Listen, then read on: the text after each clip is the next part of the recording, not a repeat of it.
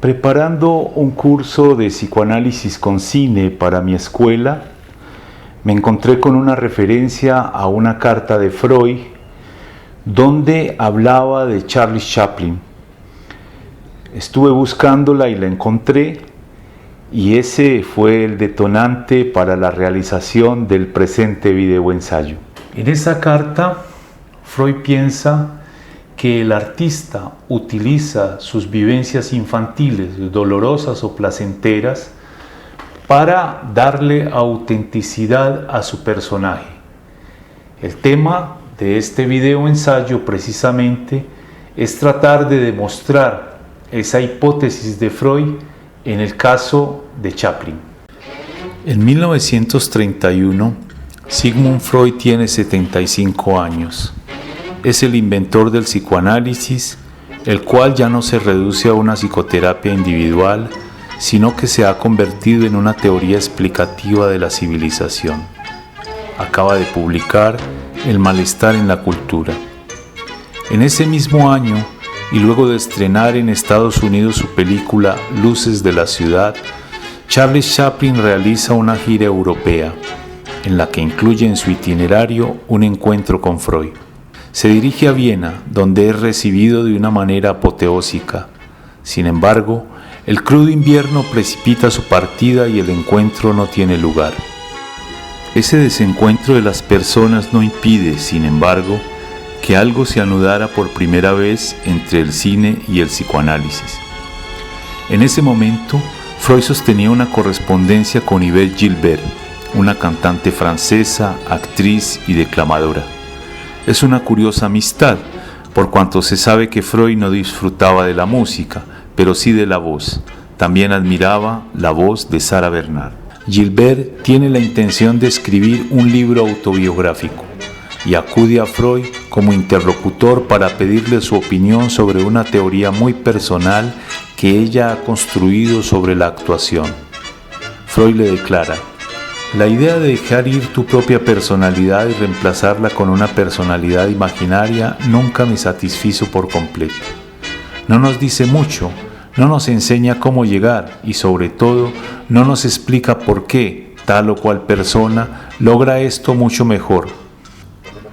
Supongo más bien que debe haber un mecanismo opuesto.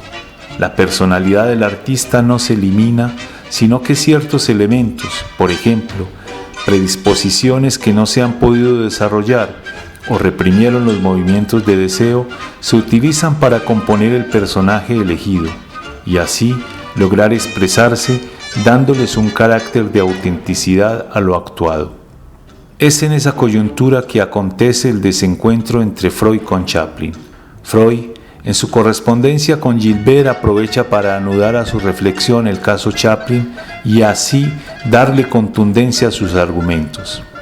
Le dice: estos últimos días Charles Chaplin estuvo en Viena y casi lo vi, pero hacía mucho frío para él y apresuró su partida. Sin duda es un gran artista.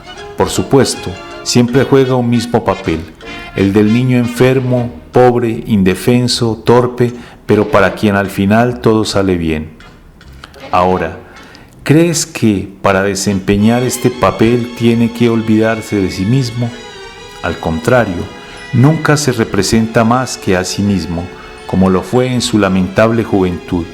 No puede deshacerse de esas impresiones y aún hoy busca una compensación por las privaciones y humillaciones de esa época. Su caso es, por así decirlo, particularmente simple y transparente. Es claro que la interpretación de Freud sobre el arte de Chaplin no es una crítica cinematográfica. Sin embargo, es una interpretación exacta, es decir, de la que podemos verificar su agudeza si acudimos a los eventos de la vida de Chaplin. Se sabe que su padre, Charles Chaplin, un conocido barítono y comediante de Music Hall, muere de alcoholismo a los 36 años, dejando a Charles, a su medio hermano Sidney y a su madre sumidos en una gran miseria. Charles y Sidney viven como dos golfillos sacados de las novelas de Charles Dickens.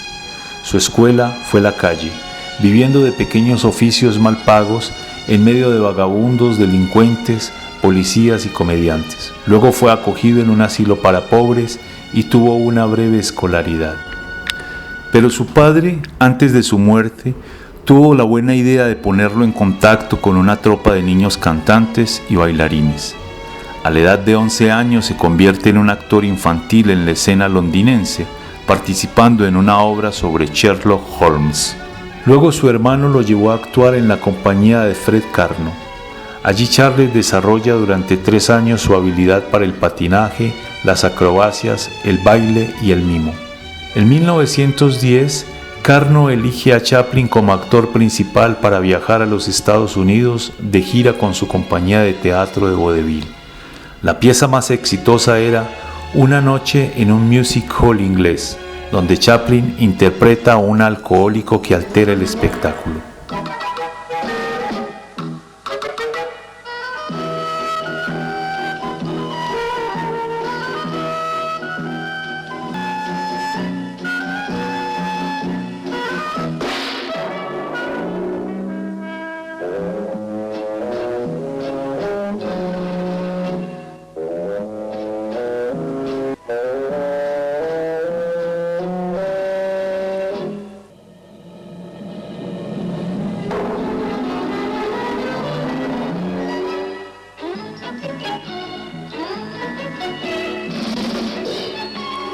Al director del Keystone Film Studio, Mark Sennett, le impresionó mucho la actuación de Chaplin y su brillante pantomima.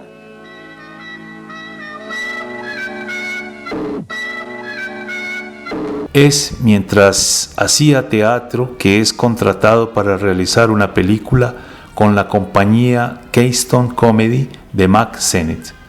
Al respecto dice François Truffaut: al ingresar en la Keystone para filmar películas de persecución, Chaplin correrá más rápido y llegará más lejos que sus compañeros del Music Hall, porque si bien no es el único cineasta que describió el hambre, fue el único que la conoció realmente, y eso es lo que sentirán los espectadores de todo el mundo cuando las bobinas empiecen a circular a partir de 1914. Filmando su segunda película, Aventuras Extraordinarias de Mayville, encuentra su personaje. La terrible situación del huérfano y golfillo, con todas las privaciones y frustraciones, se ven sublimadas de manera extraordinaria en la creación de su personaje emblemático. En esa sublimación, como diría Freud, del alcoholismo de su padre, encontró, sin saberlo, la manera como se inscribió en la memoria colectiva. El vagabundo borracho y luego solo el vagabundo, que se volvió un ícono cinematográfico. De otra parte, se sabe que Chaplin es apartado a muy corta edad del lado de su madre, también artista de vodevil. Pierde súbitamente la voz, pero luego pierde algo más, su cordura, y es encerrada en un manicomio en Inglaterra, donde pasa muchos años, hasta que Chaplin la traslada a California para estar cerca de ella. Chaplin quiso mantener en secreto la locura de su madre y vive con el temor de enloquecer él mismo. La separación de esa madre deja una huella traumática en Charles Chaplin, que luego dramatiza en la película en la que hallamos uno de los momentos más dramáticos de su filmografía, El Chico.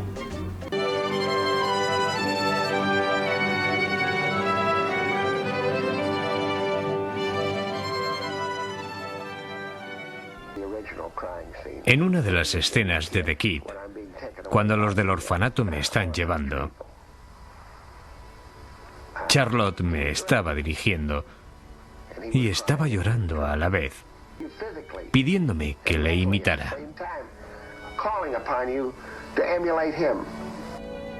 Es preciso aclarar que Freud solo conoce la primera parte de la obra de Chaplin, es decir, sus películas correspondientes al cine silente. Aunque nacida de un desencuentro, esta es la única alusión conocida de Freud al cine, así sea en la vía del autor, y para confirmar su teoría, Chaplin, de un modo excepcional, encuentra una manera de no repetir de forma neurótica el destino de su padre, en un síntoma alcohólico, por ejemplo. No lo olvidó o relegó al inconsciente, sino que rodea sus traumas y por medio del cine y de su capacidad artística puede transformar las marcas que constituyeron sus traumas infantiles en una obra de arte. Chaplin elevó su tragedia singular a la dignidad de una comedia universal.